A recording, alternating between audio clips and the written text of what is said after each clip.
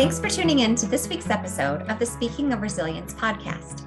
I'm your host, Kate Madigan with the Michigan Climate Action Network. This podcast is also brought to you by the Groundwork Center. In today's episode, we are focusing on the historic opportunity right now to pass major climate justice policy through Congress. Our guests today are Sarah Chieffo and Bentley Johnson. Sarah Chieffo is the League of Conservation Voters Vice President of Government Affairs based in Washington, D.C., where she advocates for climate and energy policy with Congress and with the Biden administration. Bentley Johnson is the Federal Government Affairs Director for the Michigan League of Conservation Voters.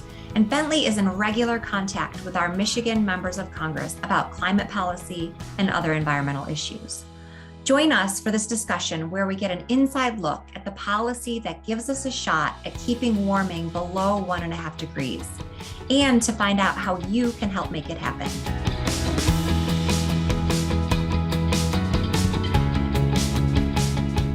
So welcome to the podcast, Sarah. It's really a pleasure to get to talk with you today, and I'm really excited about this conversation. It is such an honor to be here this morning. Thank you so much, Kate. So to start us off, will you tell us about the League of Conservation Voters and what your role is there? Yeah, the League of Conservation Voters is a national organization who has been dedicated to fighting for climate justice and clean air and clean water for all, and a fair and healthy democracy since 1970.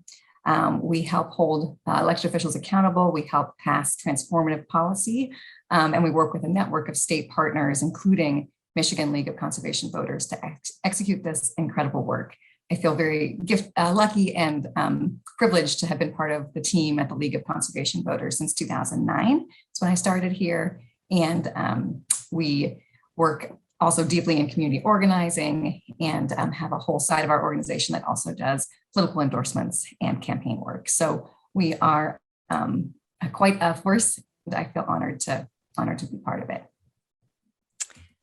Great. And your role there is the Vice President of Government Affairs now?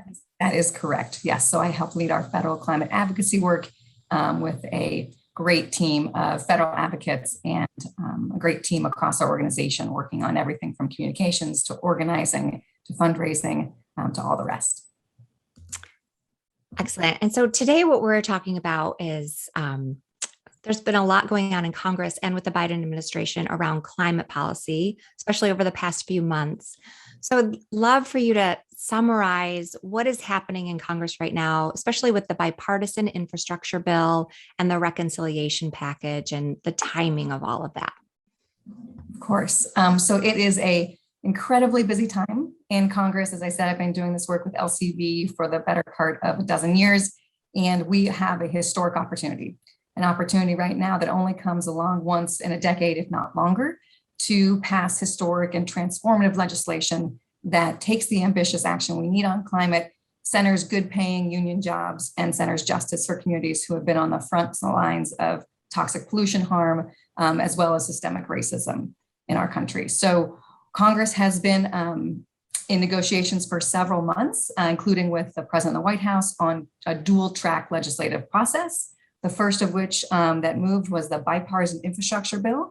This is essentially a expanded highway surface transportation legislation that also includes important but insufficient investments in energy grid upgrades, in water infrastructure, in electric school buses, and some resilience pieces. It's an important step forward, but it is not the transformative climate legislation that we need. So that bipartisan bill has passed the Senate. It is now sitting in the House, and Speaker Pelosi has agreed to a vote on it by September 27th, so the end of this month. But LCV and our state partners have been incredibly focused on that second legislative package that I mentioned, which is in DC talk, it's referred to as the reconciliation package.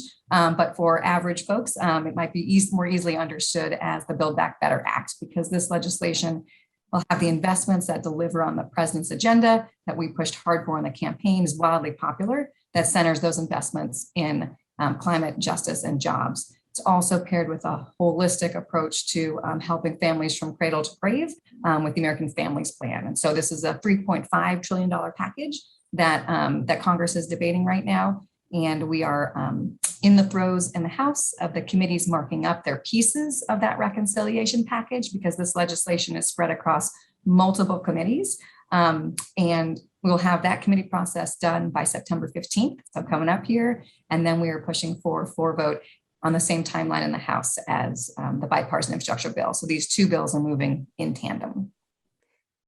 Great. That is an excellent summary. And what is it like in DC right now? Are congressional staff working furiously right now on these bills? Because it's a really tight timeline. It's really fast.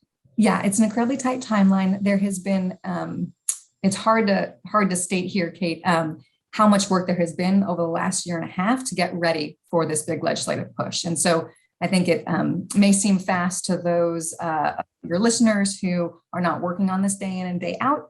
But we've been working for a year and a half on the policy and investments that need to be part of this package to make sure that we're meeting our climate goals, have the investments that drive pollution reduction in line with science-based goals, which is cutting pollution in half by 2030. And so committee staff, especially in the White House, have been working for many months on getting ready for this. And of course, the reconciliation package is a two-step with the budget resolution passed with instructions to all the committees. So there was a fair amount of work done there. But now we are sprinting through what I would say in my time in DC is the swiftest timeline to pass the most expansive legislation I've ever had the pleasure to be a part of. So staff are incredibly busy. I wish this was a day, well, first of all, I wish the pandemic had never existed because of all the harm it's caused, especially to communities of color, emergency workers, and women. But I also wish that we could be in the halls of Congress working face to face with the staff. It would make it a lot more fun, a lot easier. But you can do a lot over Zoom, and it actually has helped us really bring in voices from the district and from back home in a way that hasn't always been possible. So there are some benefits of the virtual world. But yes, staff are completely working overtime and at all hours. I think there's going on 24-hour Zoom conference calls and negotiations right now. Yeah. And thanks for adding in that, what it's like in the pandemic in DC as well, because I kind of picture everyone still in the Capitol. I know we see Congress in the Capitol, but it is still just like it is here. It is still mostly virtual, sounds like, which is has its own challenges and benefits, as you say. So, and you started to touch on this, and I would love to hear more about some of the main climate policies that will be included in the reconciliation package or the Build Back Better package. Yeah, thanks, Kate. You're on message. Build Back Better. It's a lot more understandable than reconciliation, right? Yeah. So we are incredibly optimistic that we can put the investments through this reconciliation package, the Build Back Better Act, that enable the country to meet our climate reduction goals. We know how to do it. It's been modeled after the incredible leadership of states across the country. And so let me just run through a few of them. So in terms of the electricity sector, we have a really powerful combination of a robust package of 10 years of clean energy tax credits or incentives, investments in businesses who are deploying renewable energy sources like wind and solar, pairing that with other incentives that make sure we are supporting that transition to clean electricity, right? So that's investing in long duration storage so that we can pair the renewable energy sources with long duration storage so that we have to get out of this conundrum we're in right now where sometimes we have natural gas having to fill in some base loads. So we need to get out of that. We need to get away from the fossil fuel reliance that our country has been in. That needs to also be paired with transmission, right? We see from storm after storm and natural disaster after natural disaster how vulnerable our electricity grid is. And we also need investments through the tax code in clean energy manufacturing to make sure that these jobs are good, high quality union jobs. And they're invested here and being created here in Michigan and across the country. That needs to be paired for the electricity sector emissions to get the job done with a clean electricity payments plan, which is a clean energy standard-like mechanism, which is important to drive behavior change for utilities. And this would be a combination of both carrots and sticks or incentives and penalties for utilities to be bringing on clean energy at the pace we need to meet 80% clean electricity by 2030. That's the backbone of our climate solutions because we have to clean up our electricity grid to then electrify our transportation sector and buildings. So we're also very excited about a really robust package of electric vehicle tax incentives These are behind the two other policies I mentioned, the next biggest emission reduction driver in the package. And these EV tax credits, we're really excited about the work being done by Senator Stabenow, Representatives Kildee and Dingell to reform those to make sure that they meet the needs of lower income consumers better and that they better support the domestic production of these batteries and also the autos. And so we're incredibly excited about that. And then we also need to be holding polluters accountable and making them pay for the pollution that they are emitting. And so we're working closely on a methane fee to make sure that the oil and gas industry is held to account and actually captures the methane that they're venting and flaring from oil and gas extraction. They can also sell that. So it's kind of a win-win in terms of the environment and business. So those are some of the biggest pieces. We also are working very closely with our conservation allies to make sure that our lands and oceans are part of the solution set when we talk about climate change. And so that's investing in helping farmers and ranchers be part of storing carbon on their lands and putting in place more responsible climate practices on their working lands. It also means coastal resilience and adaptation to protect communities from storm surges while also sequestering carbon. And of course, we're working hard to put back in place permanent protections for the Arctic refuge, which is now threatened to drilling due to rollbacks in the Trump administration.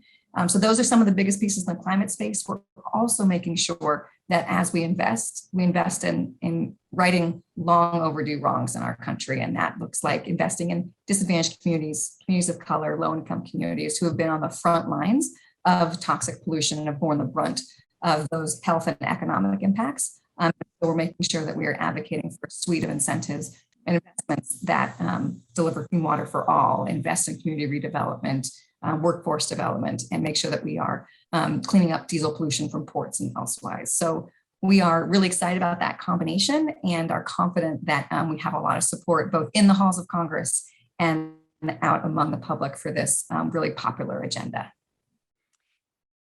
Great. That's such a comprehensive climate agenda and justice agenda. Can you put into perspective what a big deal this would be for moving us toward the kind of climate goals we need to keep warming to 1.5 degrees? And as you said before, cutting emissions in half by 2030 so that we're on track to do that. Yeah. Well, Kate, as you and as your listeners and audience knows, we have no more time to waste. We don't. We have waited too long to tackle the climate crisis. I am always an optimist, and I think we're going to really turn the tide here with this historic legislation. But I can't understate just how historic these investments would be in putting us back on the right track, both here in the US and setting the example globally to make sure that we are accelerating the transition to clean energy, to good jobs, and to climate ambition. This is the investment that I'm hopeful we'll be able to tell my grandkids about when we finally turn the corner on climate change. To give one historic note here, which I think might help for the audience, because we're talking about trillions of dollars of investment, and I think it's worth comparing this legislation we're talking about back to the Recovery Act that was passed in 2009 in Congress. Right, remember our society was in sort of economic free fall due to the bubble in the housing market and the abuse of Wall Street of faulty loans and targeting lower income consumers and homeowners and setting them really up for peril. But we were in sort of free fall economically. And so the government intervened with a recovery legislation. That legislation had little over almost $80 billion in clean energy investments. We're advocating for hundreds of billions of dollars in those same clean energy tax incentives. The scale is really of a wholly different magnitude. That whole legislation was only $780 or so billion dollars. So we're talking about a really historic level of investment in this country that is long overdue and really only compares to the level of investment we did in our country with in the wake of the Depression. So this is the biggest investment we'll have in 50 years and will really help deliver both climate ambition as well as help to working families across the country. So I can't find fewer words or more passionate words to say that this is it. This is our shot and we got to get it done right. Well said. I'm feeling it. I think a lot of people are feeling it right now. This is such a huge moment. And it's really exciting. Can you talk a little bit more about the environmental justice piece to all of this, or, lens or focus for all of this. We know that President Biden proposed the Justice 40 initiative. A lot of people have heard about that. He promised to deliver at least 40% of the overall benefits from federal investments in climate and clean energy to disadvantaged communities. So will you explain in more detail what this is and how justice and equity are part of the reconciliation bills, the Build Back Better? Yeah, thank you, Kate, for asking this important question.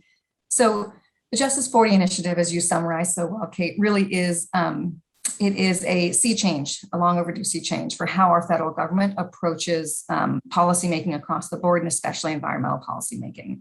It is a whole of government effort to make sure that federal agencies are working with states and local communities to deliver on that commitment that you said, that at least 40% of investment benefits are delivered into disadvantaged communities, defined as those communities who have been on the front lines of toxic pollution and they're suffering from that legacy, who also have been most harmed by climate change and who have been underinvested in due to really baked in racism in our country's policymaking. And so it's important, I think, to recognize that this initiative is built on and a direct response to incredible advocacy in communities of color across the country from environmental justice leaders.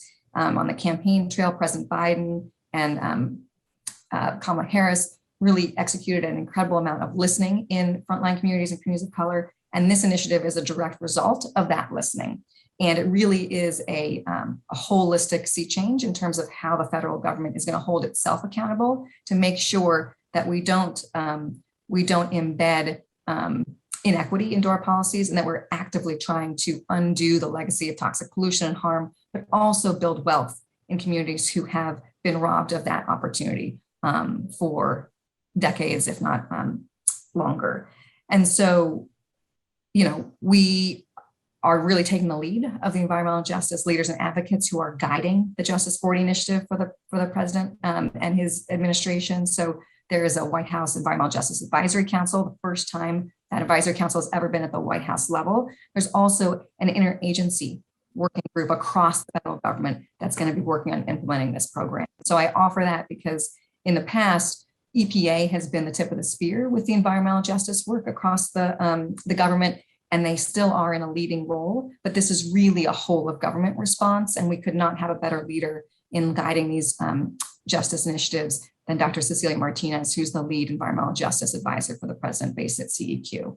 So that's a little bit more background on Justice 40 initiative. And so to the second part of your question, Kate, we are fighting for the right kinds of investments in the Build Back Better Act that will enable those investments to be delivered in communities and delivered in the right way. But it is one important part of the Justice 40 initiative, but it really matters all the way through how the agencies implement the funds and how state and local communities are able to access and engage.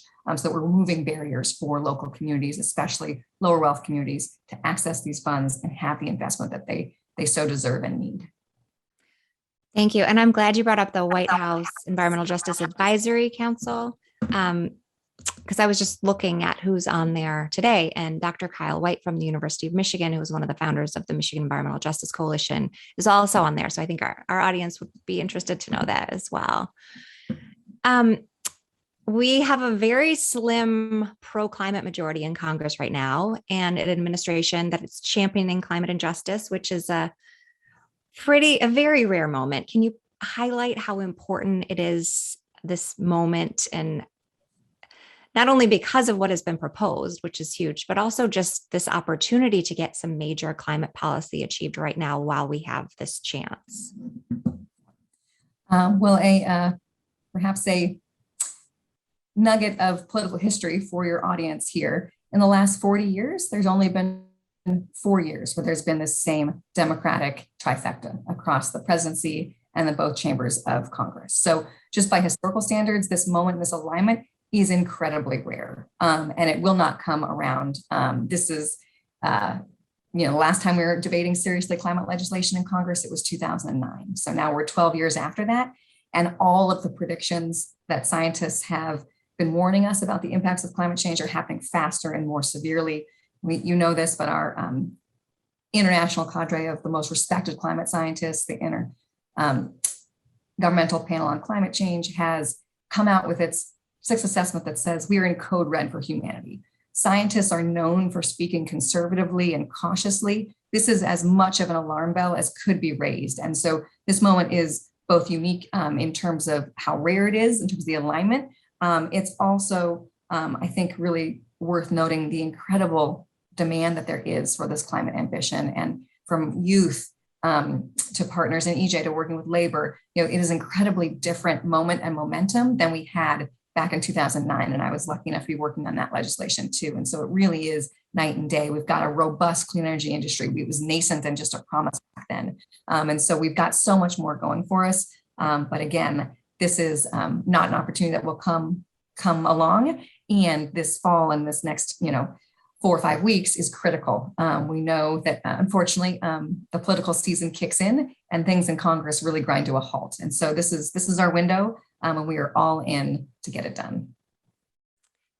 Last question for you. For people who want to get more involved and who want to help in this really huge moment before us, how would you recommend that people take action? Yeah, thanks, Kate. Such a great question. Our democracy only works when we have an engaged citizenry. It's a core part of what LCV does and what drew me to this organization. So I would encourage all of your audience to contact their member of Congress, to become a member of Michigan League of Conservation Voters, to be engaged, to be showing up at rallies safely, right? And to be raising your voice with Congress to say, we must do this and we must do it now. And we must get the Build Back Better Act done right, with the investments that meet the climate ambition we need and center good union jobs and justice at the same time. So I would say civic engagement and engagement is critical at this point. I really can't thank you enough for the work that you're doing right now and for joining us today to give us some the inside look at what's happening in DC and in Congress. Thank you, Kate. It's my true pleasure, and it's an incredible honor to be here today and to be a national partner of Michigan League of Conservation Voters. So thank you so much for letting me join you for a bit. So thank you so much for joining us today, Bentley, and adding more color and information about how this is going to look in Michigan. Yeah, thank you so much, Kate. I'm a fan of Michigan Climate Action Network, Groundwork Center, and the podcast. So really great to be here. So first, will you explain for us your role at Michigan LCV and how you in Michigan and Sarah and the other DC staff work together? Yeah, thank you. So I'm the Federal Government Affairs Director at Michigan LCV, Michigan League of Conservation Voters. And first, Michigan League of Conservation Voters is a statewide, nonpartisan organization that is the political voice for Michigan's land, air, and water. And working with our sister organization, Michigan League of Conservation Voters Education Fund, we also engage on protecting voting rights and protecting democracy and increasing access to the ballot as well. And so our activities range from educating and informing the public about what's happening in Lansing and at our state capitol, and what bills they're taking up, what issues they're debating, to advocating and educating the decision makers themselves, from the governor to the attorney general to the secretary of state, of course, the state legislature, and then holding those decision makers accountable by doing things like keeping track of their votes with a scorecard. That's often what we're known for. So you can check out, our accountability suite and see, how is my state representative voting, on environmental issues that matter to public health, to my drinking water, but also how is the governor doing? And we have a scoring kind of report card system for the governor. And we also have a green gavels program to check out what the state Supreme Court is doing. So we're very state focused, but we've also recognized that these issues don't stop at, at the state government level, that issues span all types of decisions from the local, state to the federal and the global level, frankly. And so we've decided that we need to be in those places. We need to be working with local governments as well in Michigan, but we also need to be building relationships and advocating at the federal level. And so we work really closely with our partners at the national level, the National League of Conservation Voters, LCV, and their government affairs team, their field and grassroots team, their communications teams, in order to all move together as part of one conservation voter movement. We actually call it Conservation Voter Movement with LCV affiliates in states across the country. And right now it's an all hands on deck moment to have secure this transformational investment in clean energy, climate action, addressing environmental injustices, creating good paying union jobs, and really trying to prevent the worst impacts of climate change. And that window is open right now. And so everyone is full speed ahead on it. So as the federal government affairs director, I'm working closely with our team here in Michigan, but I'm also trying to get in front of our Michigan delegation in Washington, D.C. as much as possible, building those relationships, addressing the issues that matter to them, and engaging on legislation and education on policies and the issues. Yeah, and just to be clear, when you're talking about working with the Michigan delegation, you're meaning the Michigan U.S. House of Representatives and Michigan senators, U.S. senators. Correct. Yeah, exactly. And there's, it makes sense that a lot of these members of Congress have worked up through the ranks of, they're from Michigan, usually, and they've often worked up through the ranks of the state legislature or local government, or have worked at a organization or a business.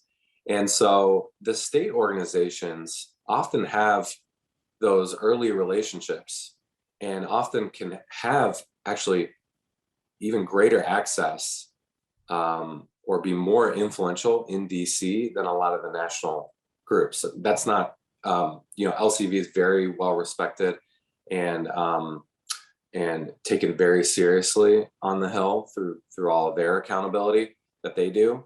But it's most powerful when we're working together because we really have kind of that on the ground knowledge, the on the ground partners, and we can partner with their expertise and with their knowledge and know-how, the tactics to really move the needle. Yeah, and you're connected to so many of these members of Congress constituents who they really, want to hear from. So that's really powerful as well. So let's talk about this $3.5 trillion Build Back Better package. If it passes, as we really, as we're talking about, as we really hope that it does, and that you're working furiously, we're working on to make sure it does, what can we expect to come to Michigan? What would this look like in Michigan? This level of investment in climate and clean energy and all of the other provisions we've talked about. Yeah. Well, first, for me, the first thing that comes to mind is my kids now and future generations, and preventing the worst impacts of climate change and really reversing course on this dangerous and catastrophic path that we're on right now. And we've seen it this year. This summer, we've seen extreme weather that's knocked out power for like 10% of the state at different times. We've seen rain events and precipitation events with record rainfall in record amount of time, leading to highways being completely flooded, cars stranded.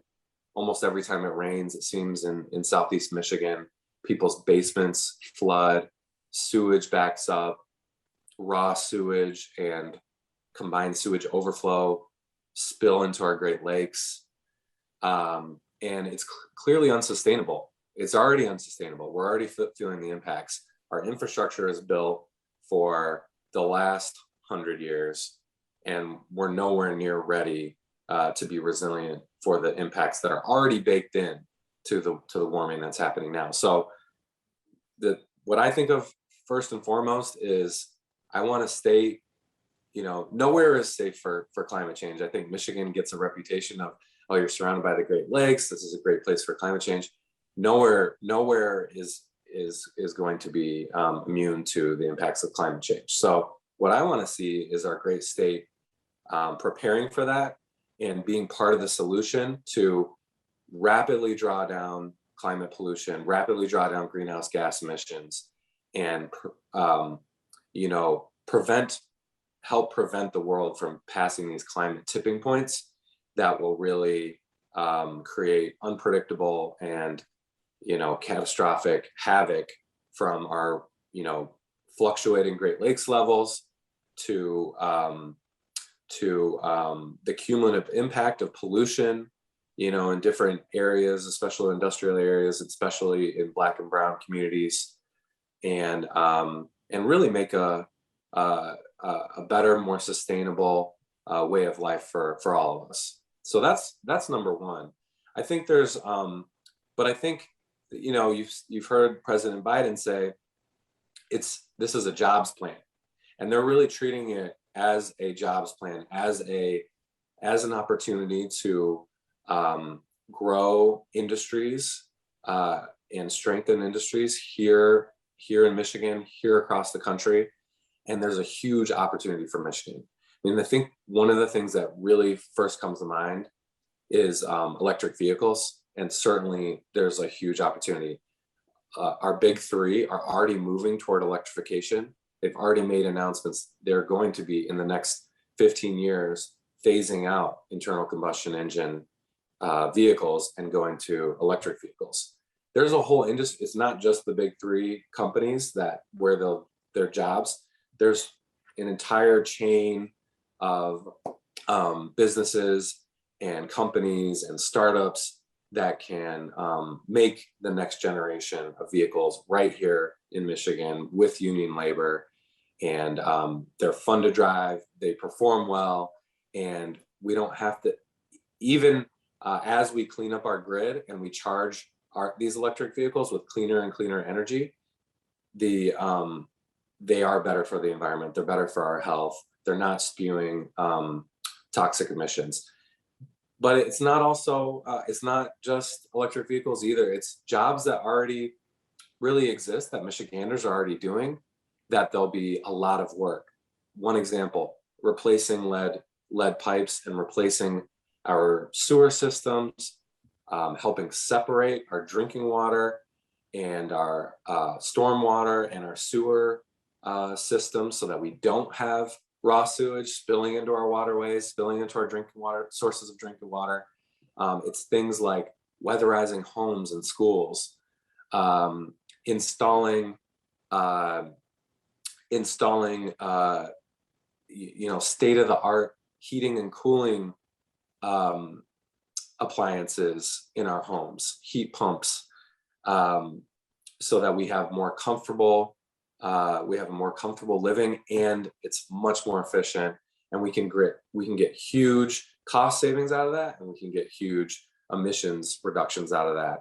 And then of course, solar and improving the grid and renewable energy is a huge opportunity for Michigan too. So really there's a lot to like in here, and the examples are really almost too numerous to go through right now.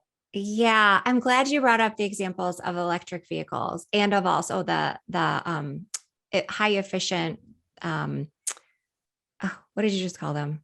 Not mini splits, but the heat pumps. Heat pumps, thanks.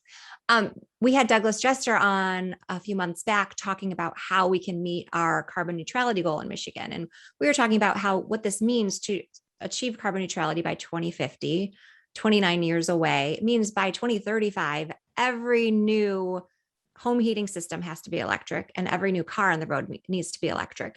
And so that's a huge investment. To get to that point, we need to have charging stations. We need to be putting, we need to be starting to put those in homes, the heat pumps in homes. And this opportunity to have a major injection into that infrastructure is critical. So I think those examples are really helpful to see how this can really shape our state and our goals and how we're getting to carbon neutrality and doing it equitably. And also, but how, shed some light on how the budget process works in Michigan and how we can help steer these investments in the right direction once the federal investments are there, which some have already come our way through the COVID crisis investments to help recover from the COVID crisis. So how do we steer these investments in the right way once the money comes to Michigan? Right, that's exactly right.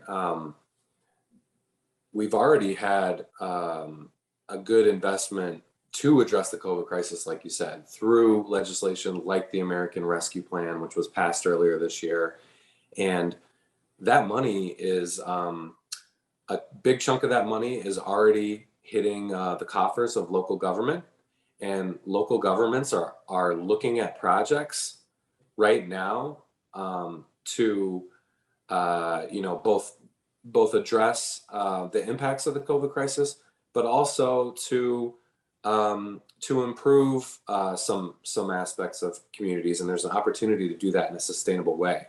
But with this next opportunity of investment, that's going to be even more critical. And the state and local governments is where the rubber meets the road in terms of how these investments are spent, how we are we doing it with principles of justice and equity? Are we looking at the most vulnerable communities to be able to give opportunity for everyone, opportunity to learn, opportunity to raise a family, opportunity to have not worry about the drinking water that's coming out of your tap or the air that you breathe.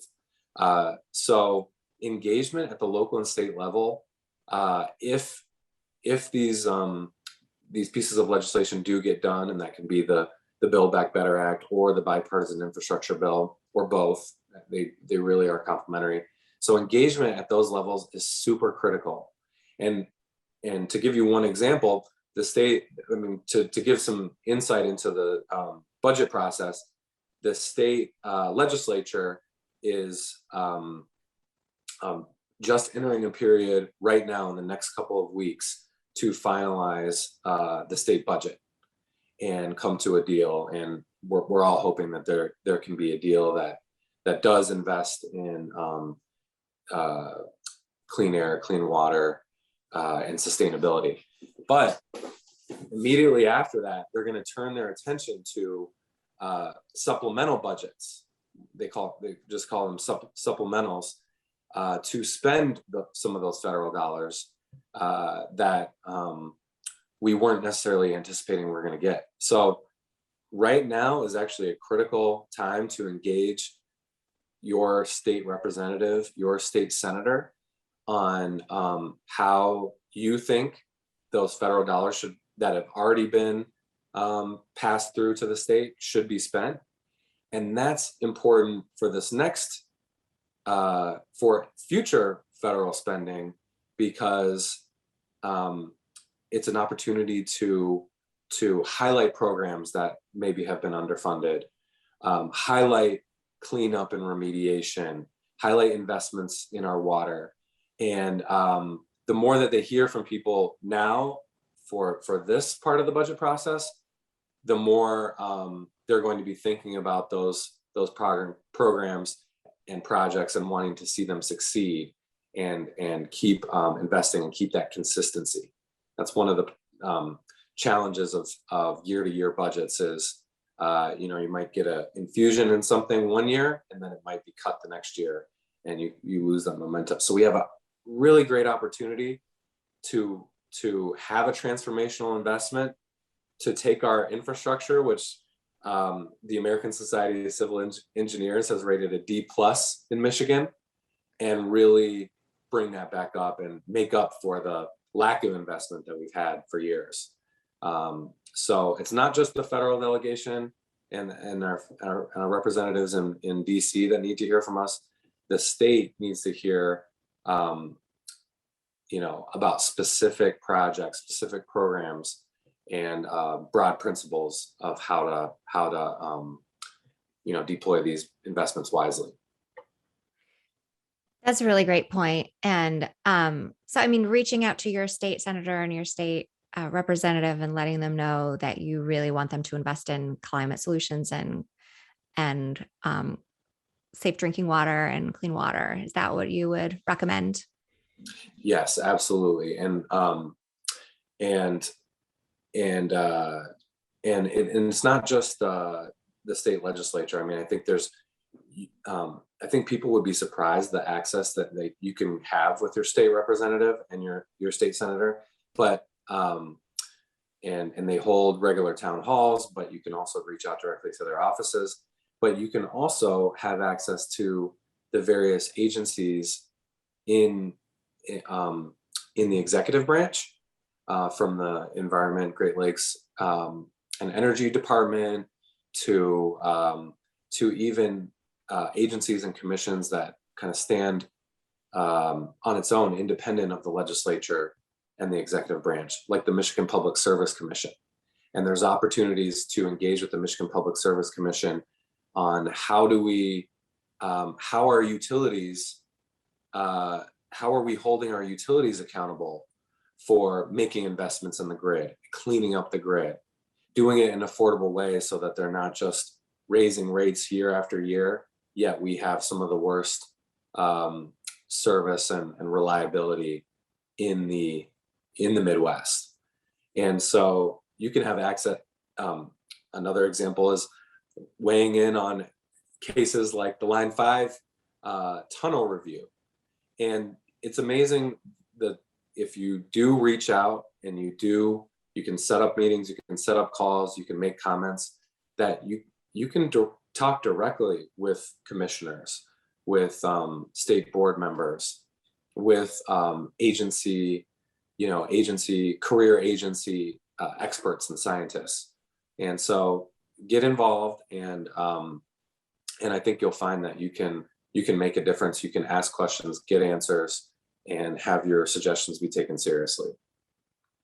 Yeah, that's a great point. And we can put links in the show notes. You can also go to our websites to learn more. And I think to follow up on a point Sarah made, in the pandemic now, a lot of these meetings, like the Michigan Public Service Commission meetings, are done virtually. So you can attend from your own home if you want to watch. And there's also public comment opportunities via email or at a lot of these at these meetings as well. Let's talk about our Michigan Congressional delegation, who you work with. And I want to point out that you also worked in DC for a while. So you've got that inside scoop as well. You know how it works. You've been in DC working for a senator. So can you tell us about our delegation, our members of Congress who are championing this, who have leadership roles in committees, who will be developing the details of the policy? Can you kind of give us a lay of the land of how important are our members of Congress in all of this? Absolutely. The Michigan delegation is critical in a lot of ways. We have some of the strongest champions for climate action, for protecting our water, as any state in the country. And they've led before this budget reconciliation Build Back Better Act, but we're seeing how important champions are. And so there's a difference between just voting the right way and then really picking up the ball, championing it, introducing bills, being part of the negotiations so that things don't get watered down and weakened. And starting with our senators, the Senate has already advanced the Build Back Better Act blueprint. And Sarah Chifo talked about now committees are doing the work of essentially writing the various bills that will be put together and assembled. Some key committees in the Senate, our senators sit on some very key committees in the Senate that will eventually take the House bill, or are part of talks and negotiations now. That will take the House bill, potentially make amendments, and hopefully pass it, send it back to the House for final passage. So the Senate is very key, even though the House committees right now are the ones kind of writing the text and the bills as we speak. And I'll get to that in a moment. But Senator Stabenow has been extremely strong on all things climate. I've really noticed this year she's sensed the opportunity, and she's on the right committees to make a difference. So she's on the Finance Committee that is putting together the clean energy and the electric vehicle tax incentives and figuring out how to jumpstart the clean energy economy.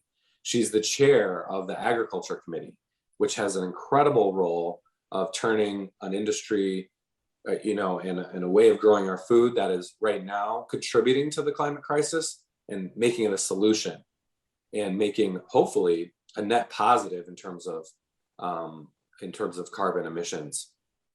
And then she's also on the Environment and Public Works Committee, which is really important as far as jurisdiction over the EPA, the Environmental Protection Agency, and that sort of thing.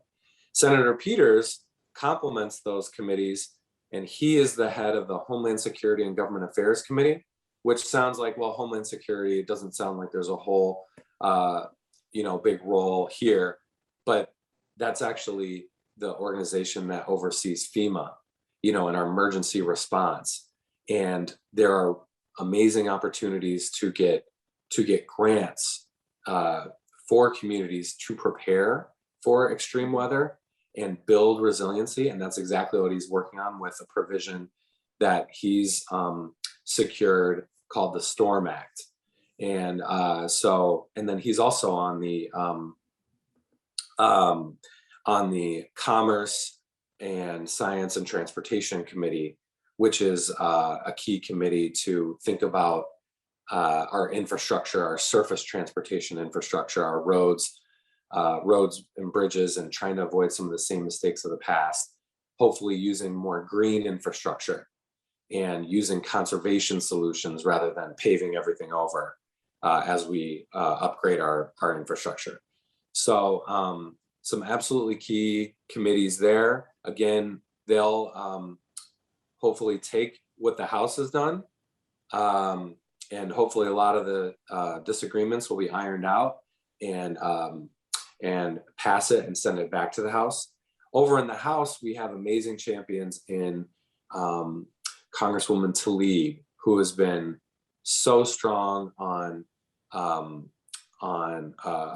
water and climate justice, and has been really pushing, along with Congresswoman Dingell, the Thrive Act, which is really a 10-year fundamental kind of transform our society to tackle the climate crisis, but also address pollution and create economic opportunity. She's been amazing. Representative Kildee, as Sarah Chifo mentioned, is working on the Ways and Means Committee on tax incentives, especially the electric vehicle tax incentive, and we're hoping that can be something that's a huge success. And we have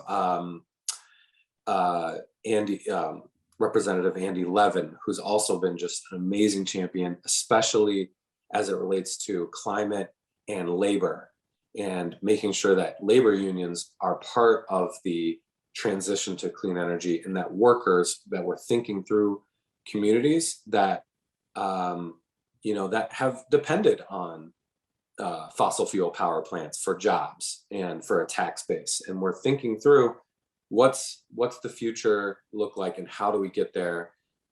Just done an amazing job. Representative Lawrence on water issues has been so strong, going to bat during the COVID pandemic to prevent water shutoffs, replace lead service lines, and clean up our drinking water, especially in our most vulnerable communities.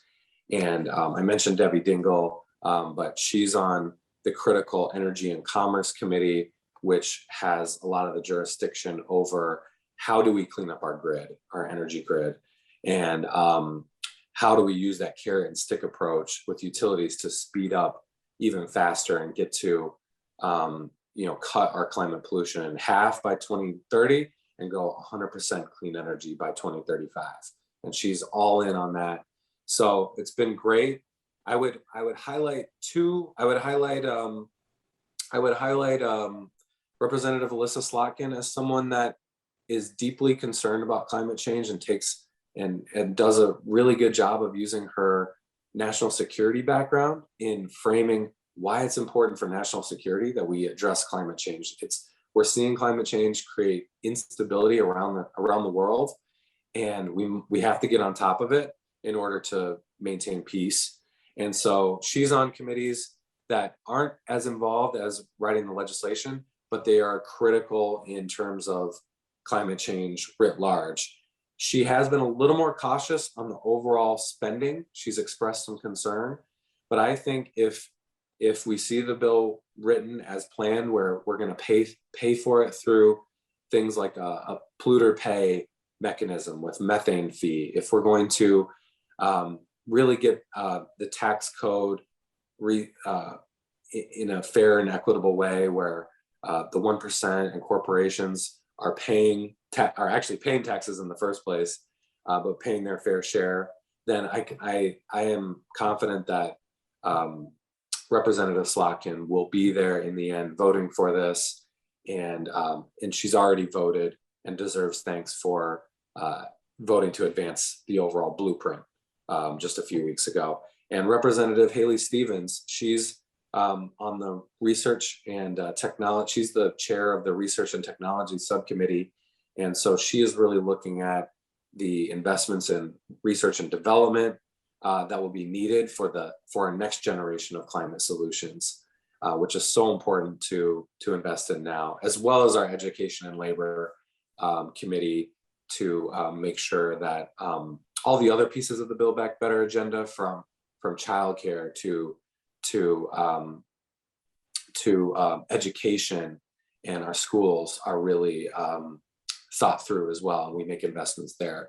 And she's been really strong, even though she's often targeted as a vulnerable member of the delegation in kind of a swing district.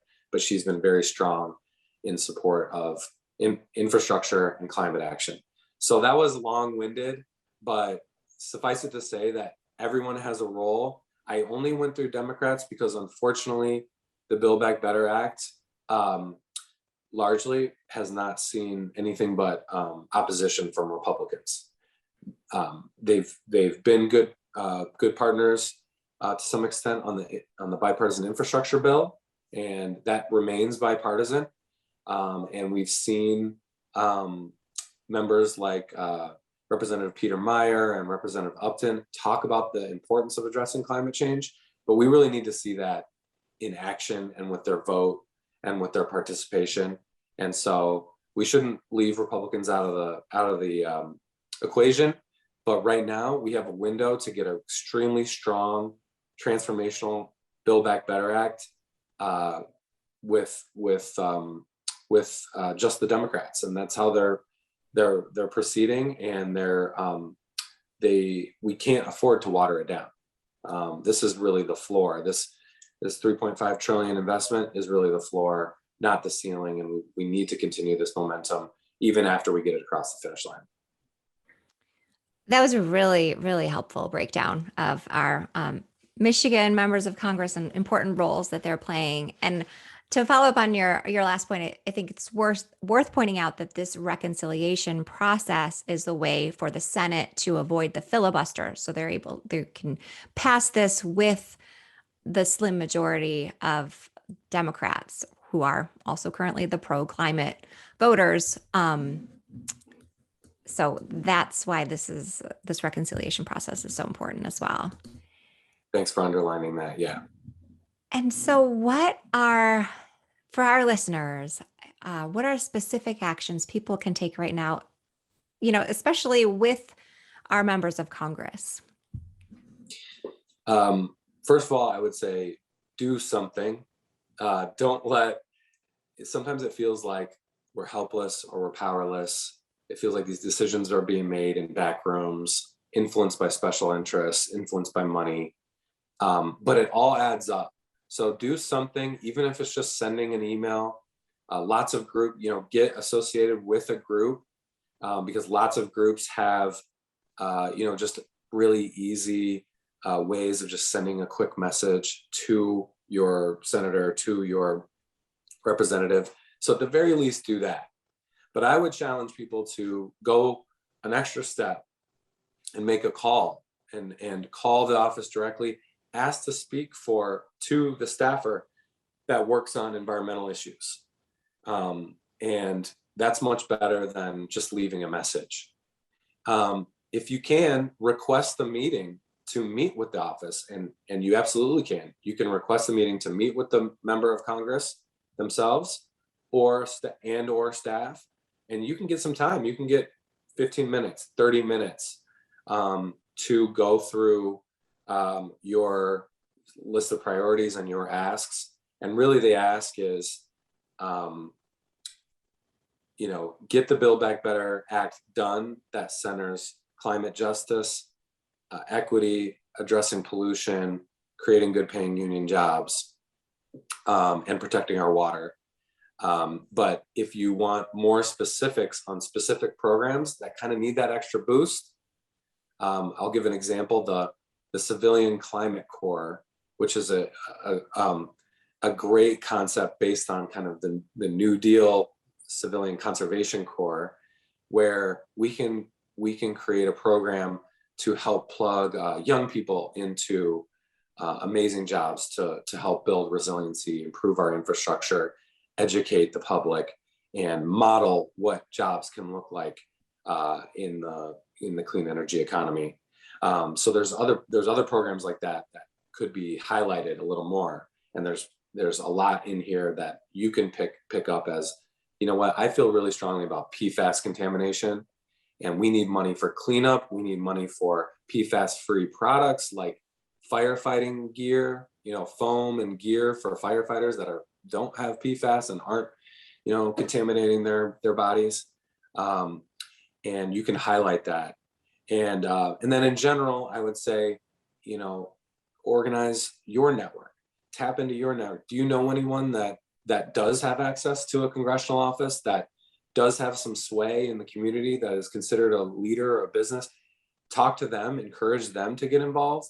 And there's lots of ways that this kind of influencer network can make a huge difference. Sometimes these leaders with a call to a member of Congress can really help focus their attention on something. They might already they've got a lot on their plate. So, a local elected official, a business leader, a leader of a local nonprofit can make a huge difference.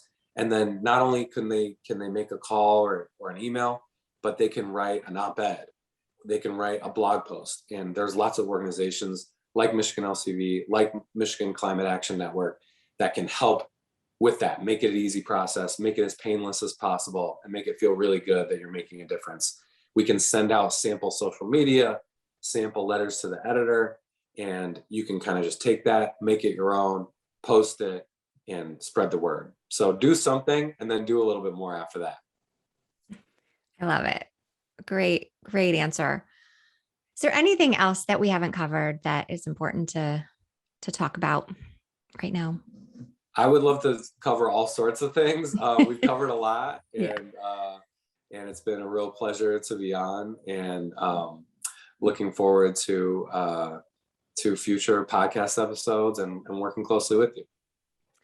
Me too. And I just want to say thank you to you, Bentley, in particular, and to the Michigan League of Conservation Voters for being such leaders on climate action in Michigan, and also such great partners to MyCan over the years. Thank you so much. It's a great organization. It's a great network. Thanks for tuning in to this week's episode of the Speaking of Resilience podcast.